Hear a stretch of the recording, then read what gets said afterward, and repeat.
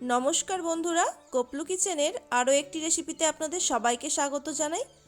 আজকে আমি আপনাদের সাথে শেয়ার করব সাবু দিয়ে একটা দারুণ মুখরোচক রেসিপি। ফুটন্ত তেলের মধ্যে সাবুদানা দিয়ে যে এত সুন্দর একটা রেসিপি তৈরি হয় ভাবতেও পারবেন না। আমি এটিকে নাম দিয়েছি সাবুর চানাচুর। মহারাষ্ট্রে এই রেসিপিটাকে বলা হয় নাইলন চূড়া। মহারাষ্ট্রে খুবই জনপ্রিয় এই রেসিপিটা। সাধারণত উপোসের দিনে এই রেসিপিটা সবাই বানিয়ে থাকে এখানে। দেখুন বন্ধুরা, শুরুতে আমি এখানে একটা নিয়েছি মিডিয়াম সাইজের আলু, যেটিকে আমি একদম পাতলা পাতলা করে কেটে নিচ্ছি, ঠিক যেমনটা আমরা ঝুরি আলু ভাজা বানানোর জন্য করে থাকি। এখানে ঠিক ঝুরি আলু ভাজা করার জন্যই আলুটাকে কেটে নিতে হবে। এই কাজটি করার জন্য আমি একটা ধারালো ছুরি নিয়েছি। আপনাদের কাছে যদি কোনো মোটা ছিদ্রযুক্ত গ্রেটার থেকে থাকে তাহলে সেটি দিয়েও আলুগুলোকে গ্রেট করে নিতে পারেন। দেখুন, আলুগুলোকে পাতলা করে কেটে নেওয়ার পর তারপর ঠিক এই রকম ঝুড়ো ঝুড়ো করে কেটে নিচ্ছি। কাজটি করতে একটু সময় লাগে ঠিকই, তবে হয়ে যাওয়ার পর খুবই ভালো লাগে দেখতে আলুগুলোকে। এইরকম করেই আলুগুলোকে আমি কেটে নিচ্ছি। দেখুন, আলুগুলোকে যতটা পাতলা করে কাটা হবে আলুগুলো কিন্তু ভাজার পর ততটাই ক্রিস্পি হবে। অর্ধেকটা আলু এইরকম করে কাটার পর দেখছি আলুগুলো বেশ লাল হয়ে যাচ্ছে, সেই জন্য বেশ কিছুটা জল দিয়ে আলুগুলোকে আমি ভিজিয়ে রাখছি যাতে আলুগুলো লাল না হয়ে যায়। এরপরে আবার বাকি আলুটাকেও আমি একইভাবে কেটে নেব। সম্পূর্ণ আলুটা কেটে নেওয়ার পর 2 থেকে 3 বারের জন্য ভালো করে ধুয়ে নিয়েছি পরিষ্কার জলে। তারপর সব জলটা ছেঁকে নেওয়ার পর আলুটাকে কিছুক্ষণের জন্য জল ঝরিয়ে রাখবো।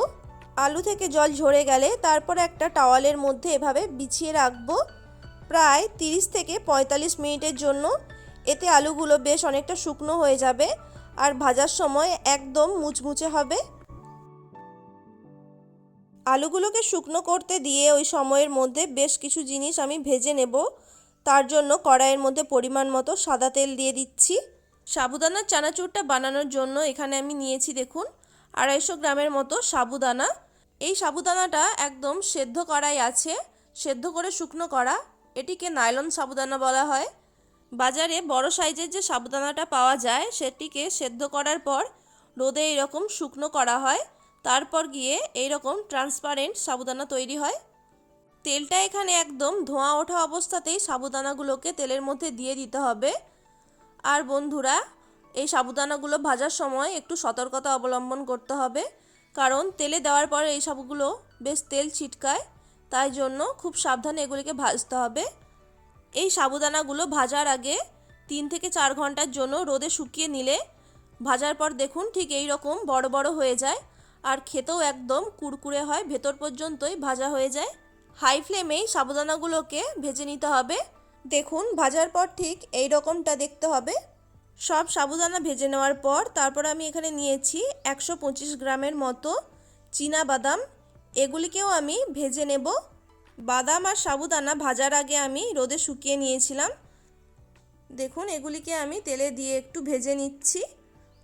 সাধারণত চানাচুর বানানোর জন্য যে যে উপকরণগুলি লাগে সাবুদানার এই রেসিপিটাতেও ঠিক সেই উপকরণগুলি দিতে হবে। আপনারা বাড়িতে যদি এই রেসিপিটা ট্রাই করেন তাহলে চানাচুর বানানোর জন্য যে যে উপকরণগুলো দিতে হয় সেগুলি দিয়ে এই রেসিপিটা বানিয়ে নিতে পারেন। দেখুন, আলুগুলো শুকনো হয়ে যাওয়ার পর এবার এগুলিকে আমি তেলে দিয়ে ভেজে নিচ্ছি। প্রথমে গ্যাসের ফ্লেমটা বাড়িয়ে নিয়ে আলুগুলোকে তেলের মধ্যে দিয়ে দিয়েছি, তারপর গ্যাসের ফ্লেমটা মিডিয়ামে করে দিয়ে আলুগুলোকে ভেজে নেব। আলুগুলো ভাজতে 1 থেকে 2 মিনিটের মতোই সময় লাগে যদি ঠিকমতো শুকনো হয়। দেখুন, এখানে আলুগুলো আমার ভাজা হয়ে গেছে। এইভাবে আলুগুলোকে পাতলা করে কাটলে কিন্তু ভাজার পর বেশ অনেক দিন স্টোর করে রাখা যায়। একবারে সব আলুগুলোকে আমি ভাজিনি, অল্প অল্প করে দিয়ে ভেজে নিচ্ছি। প্রথমবারের আলুগুলো ভেজে নেওয়ার পর বাকিটাকেও আমি ভেজে নিচ্ছি এখানে। দেখুন, এখানেও আমার আলুগুলো ভেজে নেওয়া হয়ে গেছে। এগুলিকে তেল থেকে ছেঁকে তুলে নিচ্ছি।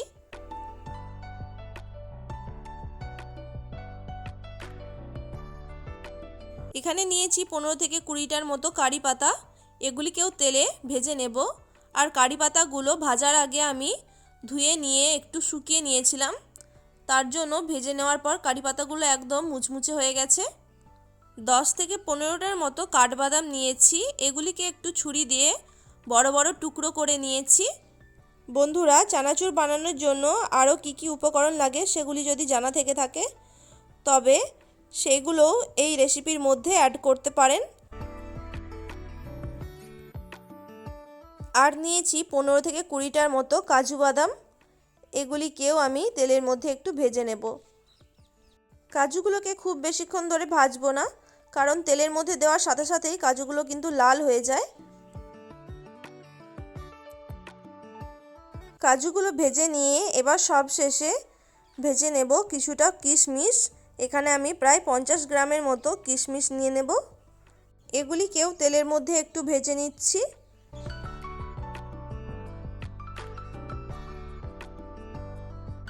সব কিছু ভেজে নেওয়ার পর এবার এগুলিকে মিশিয়ে নেব। একটা মিক্সিং বোলের মধ্যে আমি ভেজে রাখা নাইলন সাবুদানাগুলোকে দিয়ে দিচ্ছি। আমি এখানে অর্ধেকটা সাবুদানা নিয়েছি, কারণ এই মিক্সিং বোলের মধ্যে সব সাবুদানাগুলোকে মেশানো সম্ভব না, তাই অর্ধেক পরিমাণ সাবুদানা নিয়ে মিশিয়ে আপনাদেরকে দেখিয়ে দিচ্ছি। এর মধ্যে দিয়ে দেব অর্ধেকটা ভেজে রাখা ঝুরি আলু ভাজা, সাথে দিয়ে দিচ্ছি ভেজে রাখা চীনাবাদাম, ভেজে রাখা কাজুগুলোকেও দিয়ে দেব অর্ধেকটাই। এখানে সব কিছুই অল্প অল্প করেই দিচ্ছি, কারণ সব কিছু একসাথে দিলে মেশাতে খুবই অসুবিধে হবে। কাঠবাদাম আর কিশমিশটাও দিয়ে দিলাম এখানে। আর সবশেষে দিয়ে দিচ্ছি এখানে ভেজে রাখা কারি পাতা। যে কোনো চানাচুরের মধ্যে কারি পাতা দিলে খেতে বেশ ভালোই লাগে। যেহেতু এই রেসিপিটা উপোসের দিনে বানানো হয়ে থাকে, তাই আমি এটির মধ্যে রক সল্ট দিয়েছি, যেটিকে সন্ধক নুন বলে। আর দিলাম 2 চামচ চিনির গুঁড়ো। আর সবশেষে দিচ্ছি লাল লঙ্কার গুঁড়ো 1 চামচ। এবার ওপরে একটা প্লেট ঢাকা দিয়ে একটু ঝাঁকিয়ে নিচ্ছি, যাতে সব কিছু ভালো মতো মিশে যায়। এখানে কাঁচা লঙ্কাও দেওয়া যেতে পারে, তবে আমি যেহেতু অনেক দিনের জন্য স্টোর করে রাখবো, তাই এখানে গুঁড়ো লঙ্কাটা দিয়েছি। দেখুন বন্ধুরা, এখানে সাবুদানার চূড়া বা চানাচুরটা একদম রেডি হয়ে গেছে। রেসিপিটা ভালো লেগে থাকলে অবশ্যই একটি লাইক করে দেবেন। আর আমার চ্যানেলে নতুন বন্ধু হয়ে থাকলে প্লিজ চ্যানেলটিকে সাবস্ক্রাইব করে পাশে থাকা বেল আইকনটি অবশ্যই প্রেস করে দেবেন। সবাই ভালো থাকবেন, সুস্থ থাকবেন।